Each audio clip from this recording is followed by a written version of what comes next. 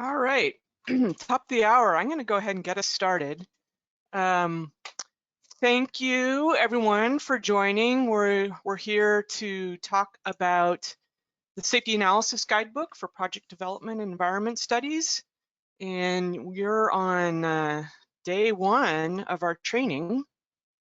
And first module, welcome and logistics. So let's start with the welcomes. I'm Beth Wemple. I'm a senior transportation safety engineer with HDR, and I'm here in Portland, Oregon. My background is I'm a civil engineer and a transportation planner, and for the last probably 15 years or so, I've focused my work on safety analysis. I had the opportunity to be the project manager for the first edition Highway Safety Manual, and then since then I've done all kinds of safety analysis, from detailed, site investigations through to large statewide strategic highway safety plans. And it's the work that's it's my passion work for sure. And I'll let Rob introduce himself. Thank you, Beth.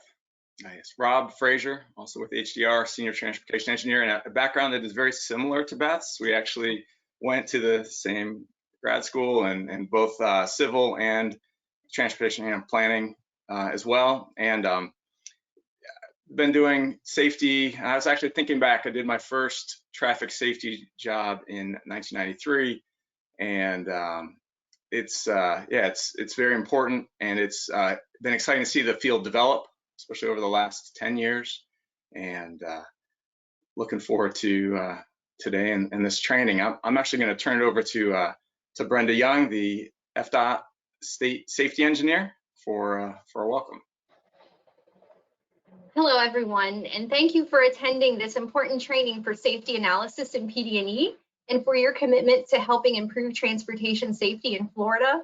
On behalf of the State Safety Office, I'd like to express my appreciation for our Environmental Management Office and our State Environmental Development Engineer, Catherine Bradley, for preparing and hosting this training to support the department's transportation safety mission and vision.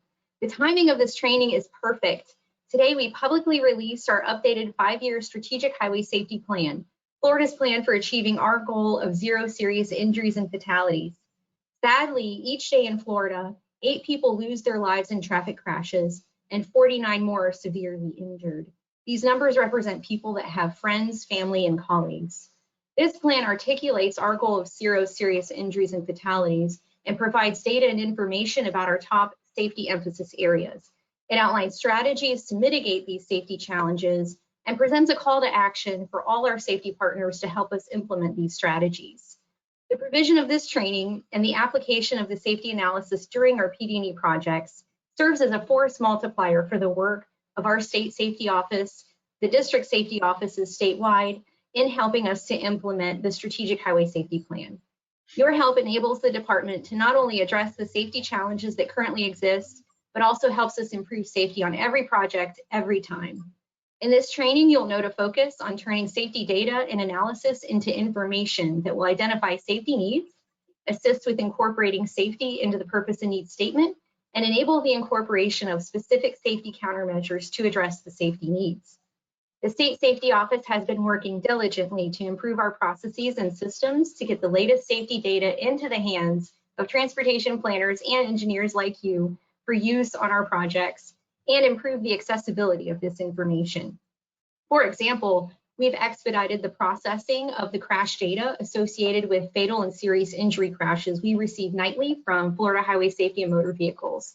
This populates our crash analysis reporting database, so the information is available to you the same week we receive it. We're currently merging the system with Signal 4 Analytics so that you have one location for the latest crash data for all severity levels in one place and can leverage the best features of both systems. This is important here in Florida. Our roadways and the surrounding land use are continually changing, and our crash analysis must take this into consideration, the latest information for changing geometric and operational roadway conditions. And of course, we continue to maintain the historic information for longer-term trends analysis and monitoring. Further, we're working diligently statewide to not only address current safety challenges, but also get ahead of crashes before they occur. by supporting and conducting predictive analysis to identify and mitigate risk factors. We are continually developing Florida-specific safety performance functions. Therefore, in this training, you will hear an emphasis on being thoughtful in your approach to consider the types of data, the analysis methods to utilize so that you may leverage the latest data and tools available to inform your analysis. Thank you all again for your commitment to helping us achieve our target of 0 serious injuries and fatalities. Safety is everyone's job here, and together we will save lives on Florida's roadways. And thank you, Brenda. That's a lot of great progress. The publication of the SHSP is critical. Data improvements helps everyone. So that's really exciting news, and thanks so much. Yes. So now we're going to sort of start diving in a little bit. So our goal today really is to help you all start thinking about how to use safety analysis on your PD&E studies, and how to critically think about should safety be in the purpose and need statement, how safety analysis fits into alternatives analysis, learn about the tools to do this work, and ultimately be able to carry out FDOT's policies about integrating the Highway Safety Manual. We have 7 modules. We are planning, I will emphasize planning, to get through module 4 today. If we don't, we'll pick it up tomorrow. But basically, in a moment, I'm going to turn it over to Catherine Bradley, and she's going to give you sort of a background on our training and objectives. And then we'll talk about the existing conditions and the safety analysis to support purpose and need in module 3. Modules 4 and 5 are kind of the nuts and bolts of using crash modification factors and the predictive method from the Highway Safety Manual. And then module 6 is about how to scope and review safety analysis. So how to pull all this together, and then we'll wrap up. So we've got a lot to cover in 2 days. We thank you for your commitment and participation. And in that vein, so why does all this matter? Well, of course, it's part of the core mission to develop a safe transportation system.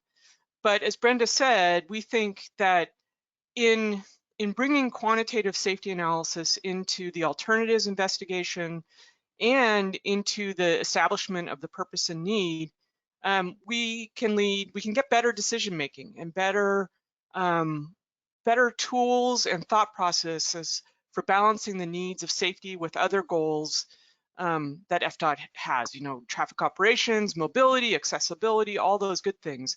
And so by having these quantitative performance measures, we can more evenly kind of consider all of these trade-offs that we have to think about.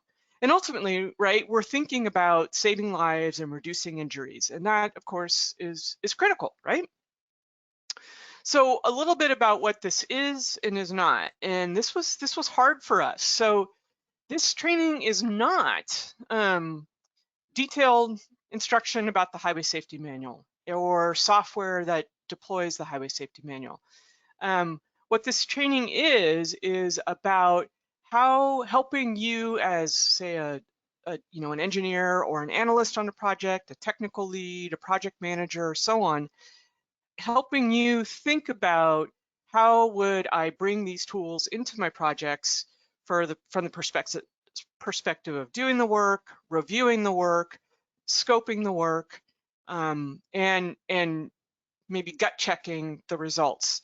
So it's about how to bring this work, these tools into our work, not how to use the tools.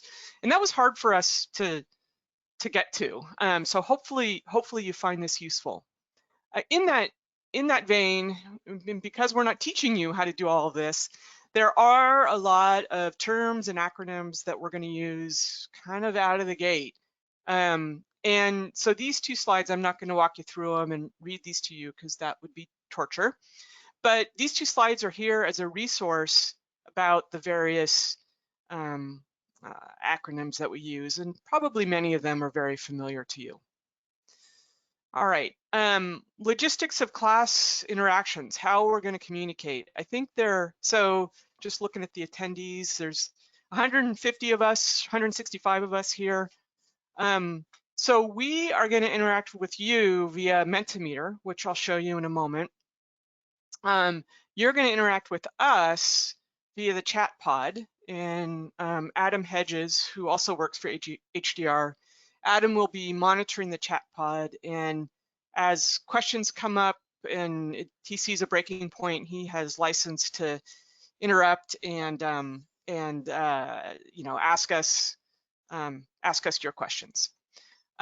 So let's get, and I guess also there are 10 case study files, and I shouldn't forget this, that were emailed out yesterday, I believe. And so you should have those handy and possibly open. And if you didn't get them, go ahead and email Adam and in the chat via the chat pod, or notify Adam in the chat pod and provide your email, and then Adam will send stuff out to you. So did I forget anything in terms of logistics, Rob? No, and I see people are currently logging into menti.com, and so we've got a number of people that are answering the first question already. So this is good. Awesome. Okay. So let me, I was going to pull this up, give you that, and I was going to bring up. Yeah, I'll just jump in. So that you got the QR code there that you brought up. That it is possible if you only have a single screen, single monitor, or a laptop, and you want to use an alternative device, you want to use your cell phone, you can log into menti.com on your cell phone and use that for answering, you know, for kind of responding to things. You don't have to do it on the screen if you want to. So anyway, there's a way to do it with two devices. So we'll just pause here for a moment and make sure we get everyone up and running. Eating out is winning. I know that is that was my vote. true in our household.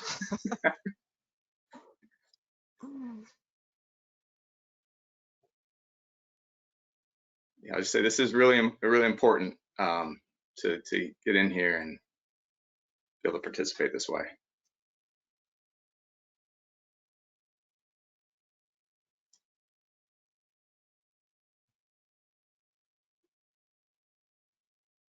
All right, looks like we might have hit peak participation. Few more logging in. We're over 100, so that's good. This you should also be able to see. Let's see if I put this in full screen.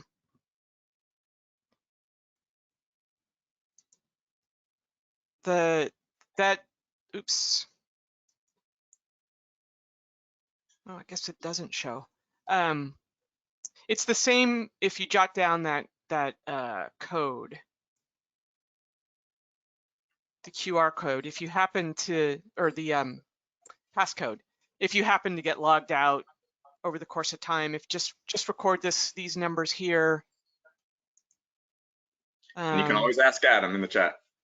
Yeah, and so someone did ask, and I think everyone should be able to see the answer of the code. So if you just need a quick reference, if you jump back to the questions, I think it should be there for the remainder of the session. So. Okay. Thanks, Adam. Excellent. Adam is also our technology guru. All right, with that, I'm gonna, I think we've got pretty good participation. Please do join. It's gonna help you and us over time, and it's gonna make it a little bit more fun, honestly, than just listening to us. So there are a few more questions we'd like to ask. So I am gonna go to the next question. And this is now just to give us a little bit of a read on who's here and what you do. So if you could tell us your typical role on a project, that would be great. And I am liking these dots.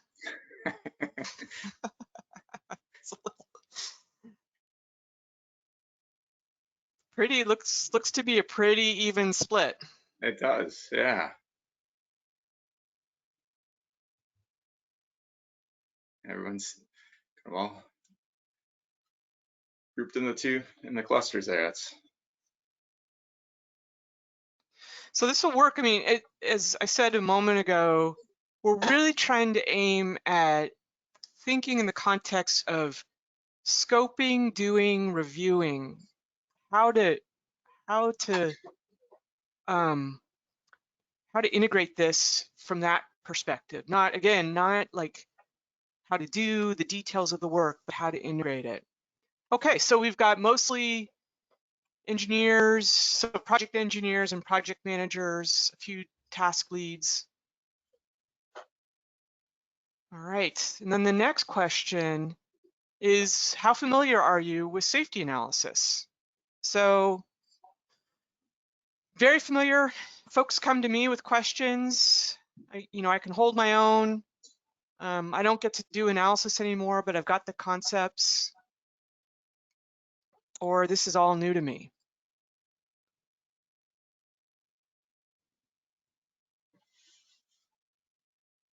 And this is kind of comparable to what I expected, because although although the HSM has been out since 2010, right? I would say it's just in the last 3-ish years gaining momentum about really doing this, and so this is perfect. Okay. For those of you that are in the "it's all new to me" category, hopefully this will kind of prime the pump and you'll see the possibilities. And for those of you that are very familiar, hopefully we'll give you a few more insights that might be something new and improved to think about. Okay, thank you. So somewhat familiar and moderately. It's our big. And then where do you work? Again, just to give us a read on things.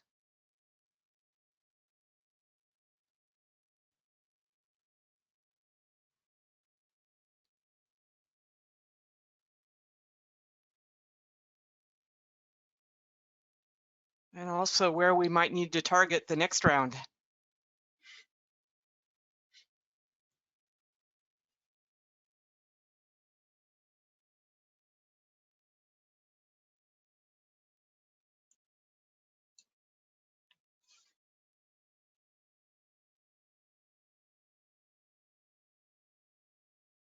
Great, thank you.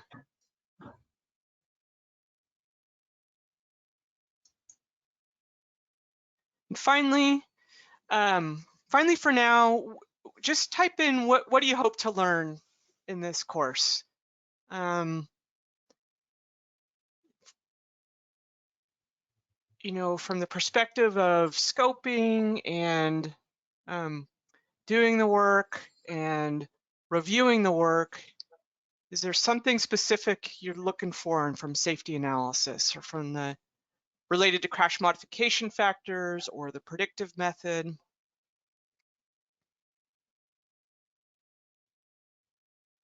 Level of detail in the PD&E reviewing practices. Apparently these are going to start scroll. Oh, I get to scroll these. yes. That's good to know. Yeah. What is expected for safety analysis in the PD&E? Best practices, predictive method, applying safety in the PD&E, overview, FDOT's guidance, time and effort. That's a good one. I want to feel confident, understand requirements, processes, so I can make good safety decisions, current issues, exactly what needs to be done. Oh, this is great. Yeah. More comfort with the analysis, better understanding of CMF, lane repurposing application. I'm not sure we're going to be able to help you there. We get asked that question a lot if we bus on shoulder, or how do you use an HOV, HOT lane, what safety implications. But safety audits, saying current data collection, picking the right CMFs, that is an art form. The devil is in the detail, I will tell you that. Effectiveness of the prediction models, that's a good one.